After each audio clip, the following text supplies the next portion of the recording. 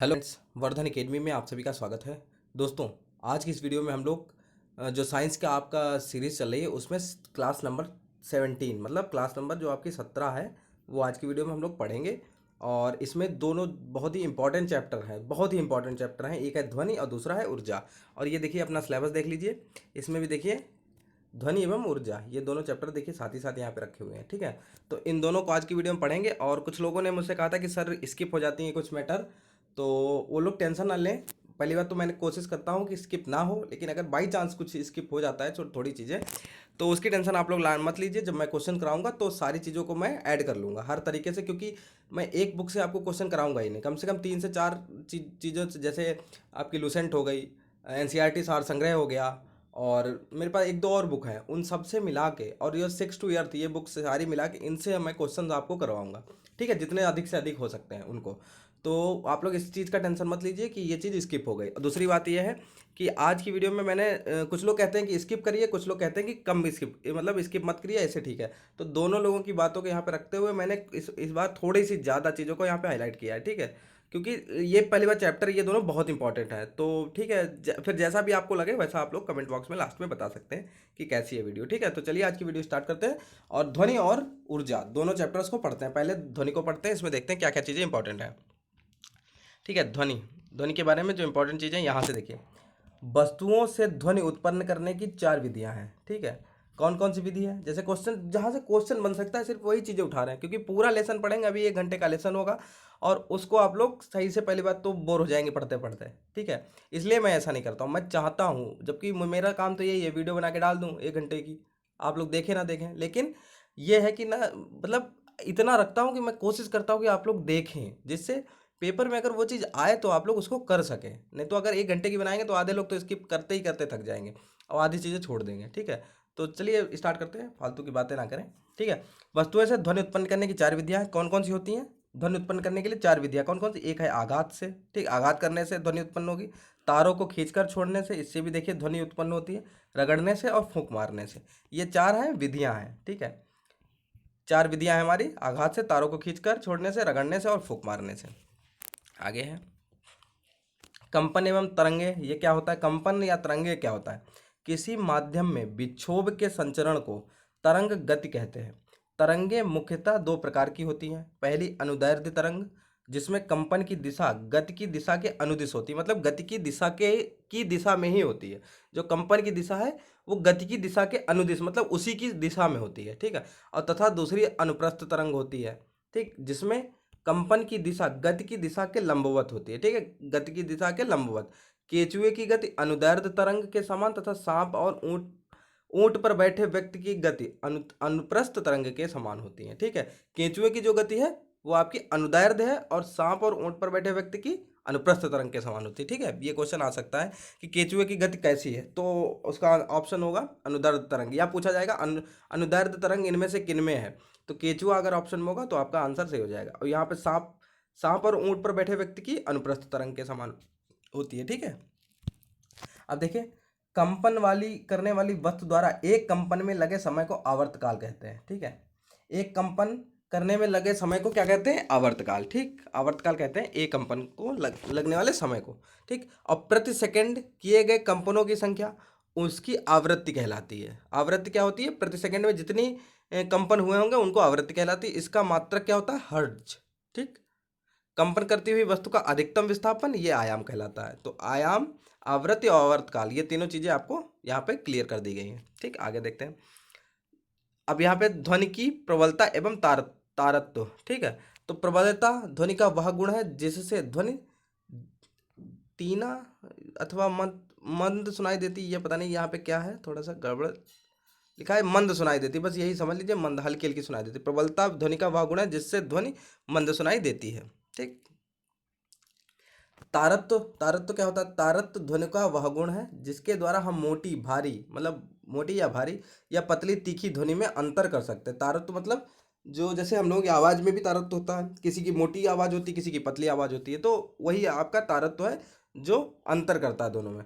उच्च तारत्व वाले ध्वनि की आवृत्ति उच्च तथा निम्न तारत्व वाले ध्वनि की आवृत्ति निम्न होती है। ठीक है, तारत्व हो गया। प्रबल ध्वनि तथा मंद ध्वनि, अब देखिए, ध्वनि की प्रबलता व्यक्त करती है कि ध्वनि प्रबल है या मंद। जैसे कागज पलटने से उत्पन्न ध्वनि मंद और लाउड स्पीकर की ध्वनि प्रबल होती है तथा बादलों की गड़गड़ाहट अति प्रबल होती है। ठीक है, तो प्रबल ध्वनि और मंद ध्वनि यहाँ पे कंफर्म हो गया कि जैसे कागज को पलटते हैं तो उसमें हल्की सी ध्वनि होती है तो वो मंद ध्वनि हो गई, और जो लाउड स्पीकर की ध्वनि होती है वो प्रबल ध्वनि होती है, और बादलों की गड़गड़ाहट जो है वो अति प्रबल होती है क्योंकि काफ़ी भयंकर उसमें आवाज़ आती है ना।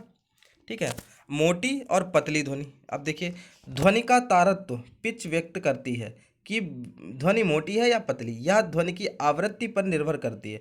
जैसे बिल्ली की आवाज़ की आवृत्ति कुत्ते के भौंकने की आवृत्ति से अधिक होती है। ठीक, बिल्ली की आवाज़ की आवृत्ति जो है वो कुत्ते के भौंकने की आवृत्ति से अधिक होती है, इसलिए बिल्ली की आवाज़ पतली तथा कुत्ते की आवाज़ मोटी होती है। ठीक, प्रिय तथा अप्रिय ध्वनि। ध्वनि की गुणता व्यक्त करती है कि ध्वनि प्रिय है या अप्रिय। ठीक है, अब ये तो ऐसे ही हो सकता है। अब अपश्रव्य और पराश्रव्य इनको देख लेते हैं, ये काफ़ी इंपॉर्टेंट है। यह 20 कंपन प्रति सेकंड से कम आवृत्ति की ध्वनि तरंगे होती हैं। ठीक है, इस ध्वनि को मनुष्य नहीं सुन सकता, किंतु कुछ जंतु जैसे हाथी, कबूतर आदि अश्रव्य ध्वनि मतलब अपश्रव्य ध्वनि को सुन सकते हैं। ठीक है, तो जो 20 प्रति अपश्रव्य तरंगे, ठीक है, ये क्या होती हैं? 20 कंपन प्रति सेकंड से कम आवृत्ति की ध्वनि तरंगे होते हैं, 20 कंपन प्रति सेकंड से। ठीक है, ठीक, और श्रव्य ध्वनि क्या होती हैं? ऑडिएबल, जो सुन सकते हैं हम लोग। ठीक है, इन ध्वनि तरंगों को मनुष्य सुन सकता है। श्रव्य तरंगे ये होती हैं, इसमें ये 20 हर्ट्ज से लेके 20,000 हर्ट्ज आवृत्ति तक होती है। इन्हें श्रव्यता परास कहते हैं। ठीक है, ये परास दी गई है 20 हर्ट्ज 20,000 हर्ट्ज। ठीक, परास कहते हैं। श्रव्यता परास के बाहर की आवृत्ति की ध्वनि को हमारे कान स्पष्ट नहीं सुन सकते। जैसे 20 हर्ट्ज से नीचे की आवाज़ हम लोग नहीं सुन सकते हैं, और 20,000 हर्ट्ज से ऊपर की भी आवाज़ हम लोग नहीं सुन सकते हैं। ठीक, 20 हर्ट्ज से नीचे, ये देखिए यहाँ पे लिखा था 20 हर्ट्ज से नीचे जो है वो आपकी कौन, कबूतर, हाथी, ये आपकी सुन सकते हैं 20 हर्ट्ज से नीचे की आवाज़। ठीक है, और इसके बाद आती है पराश्रव्य। पराश्रव्य ये होती है 20,000 हर्ट्ज से ऊपर की आवृत्ति। ठीक, तो यह उच्च तारत्व की ध्वनि होती है। इस ध्वनि को मनुष्य नहीं सुन सकता, किंतु कुछ जंतु जैसे कुत्ता, चमगादड़ एवं डॉल्फिन मछली पराश्रव्य ध्वनियों को सुन सकते हैं। उदाहरण अल्ट्रासाउंड में ध्वनि प्रयुक्त ध्वनि तरंग। ठीक, तो ये देखिए, क्वेश्चन ऐसे पूछा जा सकता है, पराश्रव्य ध्वनि कौन सुन सकते हैं? तो ऑप्शन में आ सकता है कुत्ता, चमगादड़, डॉल्फिन, इस टाइप से। और श्रव्य तो पता ही है, मनुष्य सुन सकता है। और जो अपश्रव्य है वो 20 हर्ट्ज से नीचे की होती हैं, तो वो कौन सुन सकता है? हाथी और कबूतर। ठीक है, ध्वनि का संचरण। ध्वनि का संचरण किन में हो सकता है? ठोसों में हो सकता है संचरण। ठीक है, अब इसका क्रियाकलाप नहीं पढ़ेंगे, बस ये इतना ही देख लीजिए।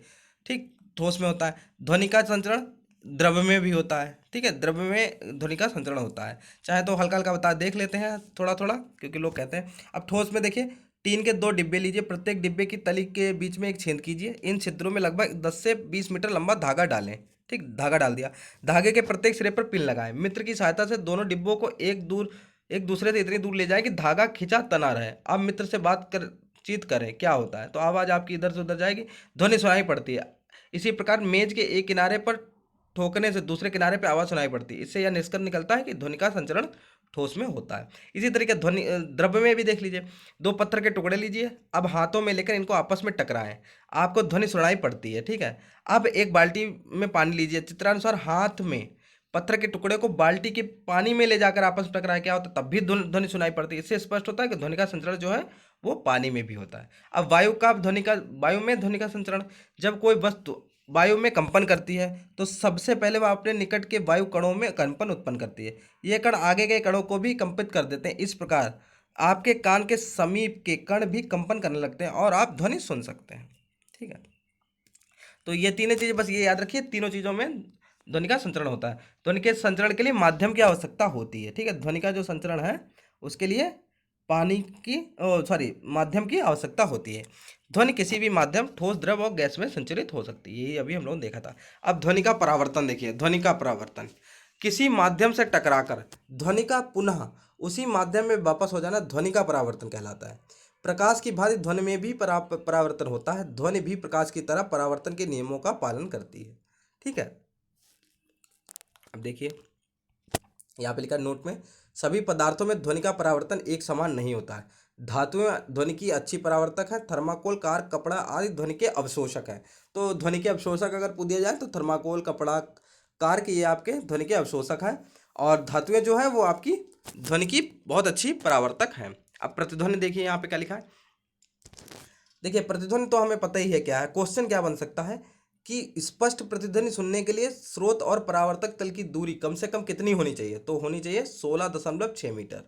ये क्वेश्चन बन सकता है सिर्फ इतने में से, ठीक है। कि प्रतिध्वनि सुनने के लिए कम से कम कितना स्रोत और परावर्तक तल की दूरी कितनी कम से कम कितनी हो सकती है? तो 16.6 मीटर होती सकती है। गूंज, गूंज क्या है? प्रतिध्वनि में ध्वनि का परावर्तन केवल एक बार होता है। जो ध्वनि होती है उसमें परावर्तन सिर्फ एक बार होती है, ठीक है। जो आपकी प्रतिध्वनि होती है, एक बार बोली और उधर से आवाज आ गई, बस ये प्रतिध्वनि हो गई। जबकि गूंज में ध्वनि का परावर्तन बार बार होता है। गूंज में चीजें बार बार होती रहती हैं, ठीक है। अब देखिए कुछ और भी जाने। ध्वनि की जो वायु में चाल होती है वो होती है 332 मीटर प्रति सेकंड, ठीक। ध्वनि की वायु में जो चाल होती है वो होती है 332 मीटर प्रति सेकंड। अब हमने सीखा ध्वनि संचरण निर्वात में नहीं होता है, मतलब माध्यम की आवश्यकता होती है, निर्वात में ये नहीं हो सकता ध्वनि का संचरण, ठीक। अब प्रकाश की चाल ध्वनि की चाल से बहुत तेज होती है। ध्वनि की चाल ठोसों में सबसे अधिक और गैस में सबसे कम होती है। तो ये क्वेश्चन बन सकता है कि ध्वनि की चाल सबसे अधिक किस में हो सकती है और किस में सबसे कम हो सकती है? तो ठोस में सबसे अधिक होगी और गैस में सबसे कम होती है ध्वनि की चाल। अब देखिए ऊर्जा को देख लेते हैं। ऊर्जा, ठीक, ऊर्जा से संबंधित यहाँ पे इसमें तो काफ़ी चीज़ें शायद हैं। यांत्रिक ऊर्जा, यांत्रिक ऊर्जा का फॉर्मूला होता है स्थितिज ऊर्जा प्लस गतिज ऊर्जा, ठीक है। तो यांत्रिक ऊर्जा बराबर स्थितिज ऊर्जा प्लस गतिज ऊर्जा। अब देखिए यहाँ पर देखिए, आगे देखिए स्थितिज ऊर्जा क्या है, ठीक है। ये आपने यहाँ पे देख लिया स्थितिज ऊर्जा। इसके बारे में सीधे इसकी जो परिभाषा है वहीं पे चलते हैं। किसी वस्तु में उसकी विशेष स्थिति के कारण कार्य करने की क्षमता को ऊर्जा कहते हैं। मतलब विशेष स्थिति के कारण जो कार्य करने की क्षमता उत्पन्न होती है उसको स्थितिज ऊर्जा कहते हैं। ये कितने प्रकार की होती है? कई प्रकार की हो सकती है। प्रत्यास्थ स्थितिज ऊर्जा, गुरुत्वीय स्थितिज ऊर्जा आदि। इसका एसआई मात्रक जो है वो है जूल, ठीक है। ऊर्जा का जो एसआई मात्रक है ये याद रखिए जूल होता है, ठीक है, जूल। प्रत्यास्थ स्थितिज ऊर्जा और गुरुत्वीय स्थितिज ऊर्जा। अप्रत्यास्थ स्थितिज ऊर्जा क्या होती है? किसी वस्तु के आयतन या आकार को परिवर्तित विकृत करने के कारण उसमें संग्रहित ऊर्जा को प्रत्यास्थ स्थितिज ऊर्जा कहते हैं। मतलब उसके आयतन और आकार को परिवर्तित करने के कारण जो ऊर्जा उत्पन्न होती है उसको प्रत्यास्थ स्थितिज ऊर्जा कहते हैं। जैसे धनुष बाण की खींची हुई डोरी की आकृति में परिवर्तन के कारण डोरी तथा चाबी वाले खिलौने में स्प्रिंग में संचित ऊर्जा। जैसे धनुष के की जब डोरी खींचते हैं तो उसमें जो ऊर्जा उत्पन्न होती है उसको प्रत्यास्थ स्थितिज ऊर्जा कहते हैं। या चाबी वाले खिलौने में जो स्प्रिंग में संचित ऊर्जा होती है वो भी आपकी प्रत्यास्थ स्थितिज ऊर्जा होती है। गुरुत्वीय स्थितिज ऊर्जा क्या होती है? पृथ्वी सतह से किसी ऊंचाई पर स्थित वस्तु में संचित ऊर्जा को गुरुत्वीय स्थितिज ऊर्जा कहते हैं। यदि यम द्रव्यमान की किसी वस्तु को पी ऊंचाई पर तक ले जाया जाए, ठीक है, तो गुरुत्वीय स्थितिज ऊर्जा क्या होती है? वस्तु का भार गुणे ऊंचाई। तो यम जी एच, ठीक। यम द्रव्यमान हो गया, जी आपका गुरुत्वीय त्वरण हो गया और एच आपकी ऊंचाई हो गई, ठीक है। तो यम जी एच ये क्या होगा? गुरुत्वीय स्थितिज ऊर्जा का, ठीक। इसके बाद देखिए गतिज ऊर्जा क्या होती है? गतिज ऊर्जा के यहाँ पे देखिए किसी वस्तु की गति करने के कारण कार्य करने की क्षमता को गतिज ऊर्जा कहते हैं। जैसे अब देखिए यहाँ पे देखिए बस यही जो इंपॉर्टेंट चीज़ है उनको ही देखते हैं। इसका जो फॉर्मूला है उसको देख लेते हैं। यदि वस्तु का द्रव्यमान यम, वेग वी हो तथा उसकी गति के हो तो उसका फॉर्मूला होता है के बराबर, मतलब स्थितिज ऊर्जा बराबर गतिज ऊर्जा बराबर 1/2 एम वी स्क्वायर, ठीक। तो यहाँ पर देखिए ये होती है आपका, तो आपकी जो गतिज ऊर्जा होगी वो होगी के। गतिज ऊर्जा को के से डिनोट करते हैं, ठीक है। के बराबर 1/2 एम वी स्क्वायर। यम आपका है वेग, यम है आपका द्रव्यमान, वी है आपका वेग, ठीक है। एम वी स्क्वायर इसका भी जो मात्रक होता है ऐसा ही मात्रक वो जूल ही होता है। तो ऊर्जा का मात्रक जूल, ठीक है, ये याद रखिए बस। ऊर्जा का रूपांतरण अब यहाँ पे देखिए यांत्रिक ऊर्जा का रूपांतरण। इलेक्ट्रिक ड्रिल द्वारा वस्तु में छिद्र करने से ड्रिल की यांत्रिक ऊर्जा ऊष्मीय ऊर्जा में परिवर्तित हो जाती है। तो ड्रिल में क्या होता है? ड्रिल से जो ऊष्मा है वो किस में परिवर्तित होती है? यांत्रिक ऊर्जा से ऊष्मीय ऊर्जा में। तो इस टाइप से क्वेश्चन आ सकता है। जल विद्युत पावर प्लांट में जल की यांत्रिक ऊर्जा विद्युत ऊर्जा में परिवर्तित हो जाती है, ठीक है। जल विद्युत पावर प्लांट में जो होता है उसमें यांत्रिक ऊर्जा होती है और वो विद्युत ऊर्जा में परिवर्तित हो जाती है। फिर ऊष्मीय ऊर्जा का रूपांतरण, ठीक है। भाप इंजन, डीजल इंजन तथा पेट्रोल इंजन में दहन क्रिया द्वारा ऊष्मीय ऊर्जा जो होती है वो यांत्रिक ऊर्जा में परिवर्तित हो जाती है। ठीक है। कुछ रासायनिक यौगिकों को बनाने में भी ऊष्मीय ऊर्जा का परिवर्तन रासायनिक ऊर्जा में हो जाता है। ध्वनि ऊर्जा का, माइक्रोफोन के सामने बोलने पर ध्वनि ऊर्जा विद्युत ऊर्जा के रूप में बदल जाती है। लाउड स्पीकर द्वारा विद्युत ऊर्जा को ध्वनि ऊर्जा में परिवर्तित किया जा सकता है। बस इसको थोड़ा सा पढ़े दे रहे, आप लोग देख लीजिए, लगभग लोगों को ये चीज़ें पता ही होंगी। पौधों में प्रकाश संश्लेषण क्रिया द्वारा प्रकाश ऊर्जा रासायनिक ऊर्जा में रूपांतरित होती है। ठीक। फोटोग्राफिक प्लेट में प्रकाश ऊर्जा रासायनिक ऊर्जा में रूपांतरित हो जाती है। इसके अलावा फोटो इलेक्ट्रिक सेल मतलब सोलर सेल द्वारा प्रकाश ऊर्जा विद्युत ऊर्जा में परिवर्तित होती है। ठीक। विद्युत ऊर्जा का रूपांतरण अब देखिए। ठीक है। विद्युत मोटर, पंखे, ग्राइंडर आदि में विद्युत ऊर्जा का रूपांतरण यांत्रिक ऊर्जा में होता है। हीटर, विद्युत केतली में विद्युत ऊर्जा ऊष्मीय ऊर्जा में परिवर्तित हो जाती है। बल्ब, ट्यूबलाइट आदि में विद्युत ऊर्जा ऊष्मीय ऊर्जा फिर प्रकाश ऊर्जा में परिवर्तित होती है। अब विद्युत अपघटन